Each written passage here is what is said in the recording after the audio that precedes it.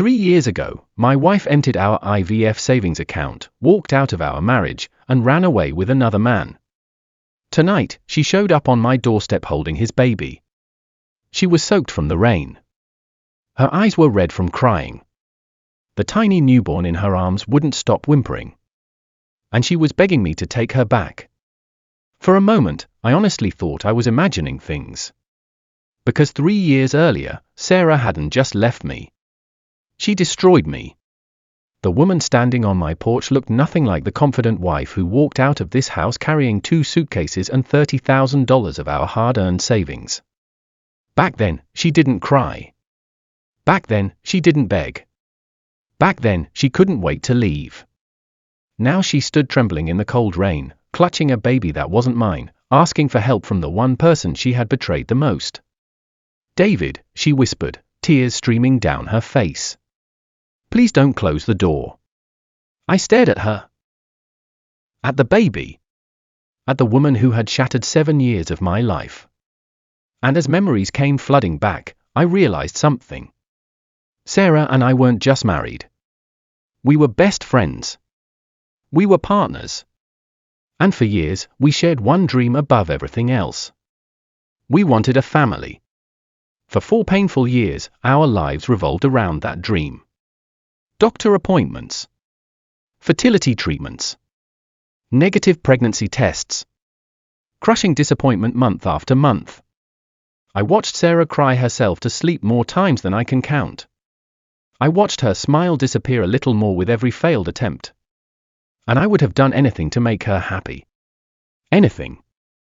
When specialists told us that advanced IVF was our best chance, we made a decision. We would save every penny we could. No vacations. No expensive dinners. No luxuries. Just one goal. $30,000. Our miracle fund. For 3 years we sacrificed everything to build that future together. I worked overtime. She started selling crafts online. Every spare dollar went into that account. And finally, after years of struggle, we reached our goal. I still remember sitting beside her at our kitchen table.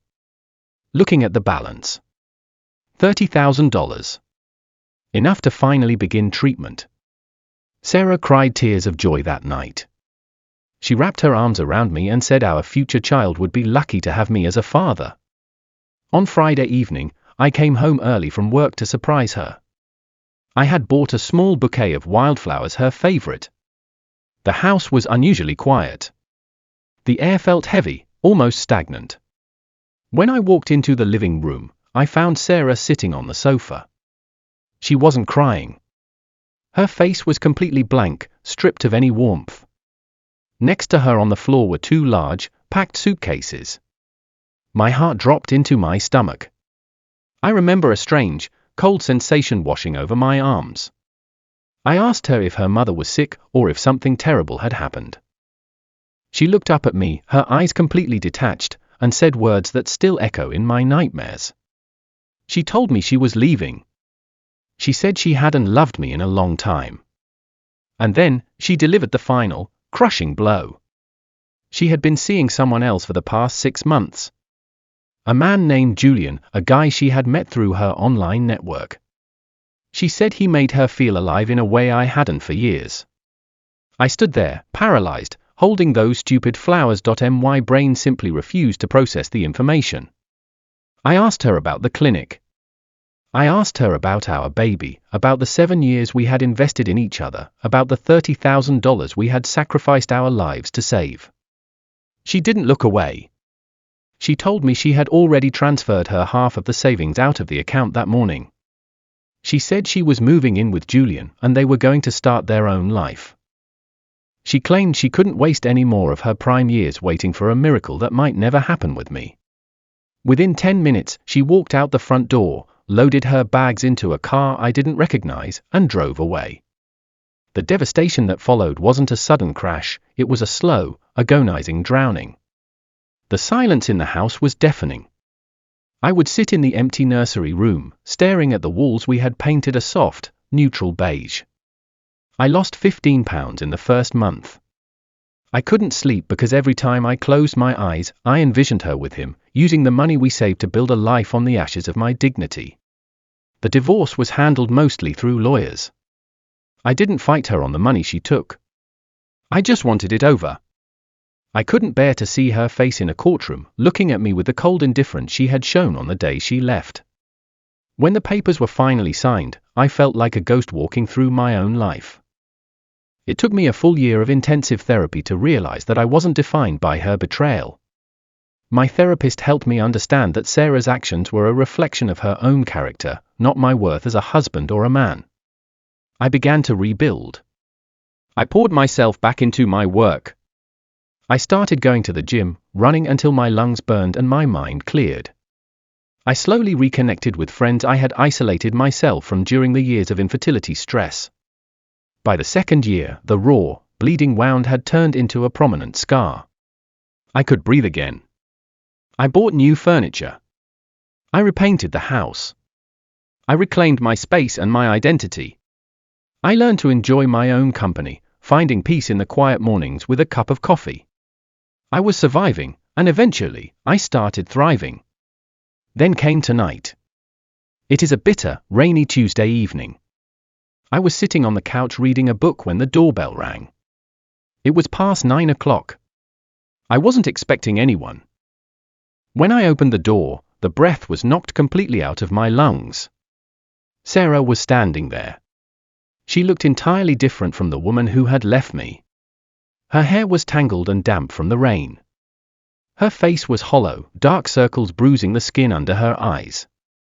She looked exhausted, broken, and desperate.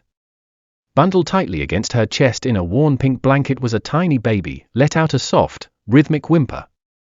We stood there for what felt like an eternity, the sound of the pouring rain filling the space between us. "David," she whispered, her voice cracking under the weight of her tears. Please don't close the door." My hand gripped the edge of the doorframe so tightly my knuckles turned white. A tidal wave of conflicting emotions rushed through me, shock, confusion, a sudden spark of old anger, and an overwhelming sense of pity.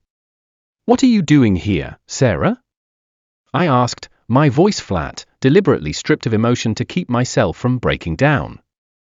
She took a shaky step forward, pulling the blanket slightly away from the baby's face to shield her from the wind. "I have nowhere else to go. Julian, he left us. The moment she was born, he realized he didn't want the responsibility. He evicted me from the apartment. My parents won't help me after everything I did. David, please, just let me get her out of the rain. I'll explain everything." Against my better judgment, looking at the shivering child, I stepped aside. She walked into the entryway, bringing with her the scent of rain and a cold anxiety that immediately compromised the peace I had fought so hard to build over the last 3 years. She sat on the edge of the armchair in the living room, cradling the baby tightly, refusing to take off her wet coat. I stood a few feet away, crossing my arms. I didn't offer her a drink. I didn't offer her comfort. I needed boundaries. "Explain," I said simply. Through heavy, desperate sobs, the truth spilled out of her. The glamorous life she had envisioned with Julian had been a lie from the start. The money she had stolen from our savings account had been spent within the first 6 months on his debts and lifestyle. He was volatile, irresponsible, and completely unfaithful. When she unexpectedly got pregnant, the very thing we had suffered through for years, it wasn't a miracle for them. It was a curse. Julian resented the pregnancy, and the moment the baby was born 2 weeks ago, he packed his things and vanished, leaving her with an eviction notice and maxed out credit cards. "I am so sorry, David," she wept, looking up at me with eyes full of absolute desperation. "I was blind. I was selfish. I took everything you gave me for granted. You were the best thing that ever happened to me, and I threw it away for a fantasy. I know I don't deserve your forgiveness, but please, look at her. She needs a home. We need you. I still love you, David. I never stopped thinking about the life we were supposed to build." She stood up and took a step toward me, holding the baby out slightly, as if offering me a chance to hold her. I looked down at the child. She was beautiful, innocent, entirely blameless in the wreckage her parents had created. For a fleeting, dangerous second, my heart pulled at me. The old David, the man who would have done anything to save Sarah, the man who desperately wanted to hold a baby in this very house, wanted to open his arms. But as I looked at Sarah, the illusion faded. The woman standing before me didn't love me. She loved the safety I provided. She loved the stability she had recklessly abandoned and now desperately required. She hadn't returned to me because she realized my worth, she returned because her other options had completely run out. If Julian had stayed, she would have never looked back at this house. I took a deep breath, feeling a profound, quiet stillness settle over my chest. The anger was gone. The resentment had evaporated. All that was left was clarity. "Sarah," I said softly, my voice steady. "I forgive you." A sudden flash of hope lit up her face. She took another step forward, a relieved smile attempting to form on her lips. "Thank you, David." "Thank you, I promise I'll make it up to you every single day." "No," I interrupted gently, holding up a hand to stop her. "You misunderstand me. I forgive you for what you did to me, because holding on to that hatred was destroying my soul. I forgive you so that I can be free of you. But I do not trust you, and I will not take you back." The color drained from her face completely. "David, please, you can't leave us out in the cold." "Where am I supposed to go?" "You can stay here tonight," I said, looking at the baby. "It is raining, and she deserves to be warm and safe. I will sleep on the couch, and you can use the guest bedroom. Tomorrow morning, I will help you pay for a hotel for the next 2 weeks, and I will help you contact a social worker who can assist you with emergency housing and child support tracking for Julian. I will help you as a human being who cares about a child's safety. But our story ended 3 years ago, Sarah.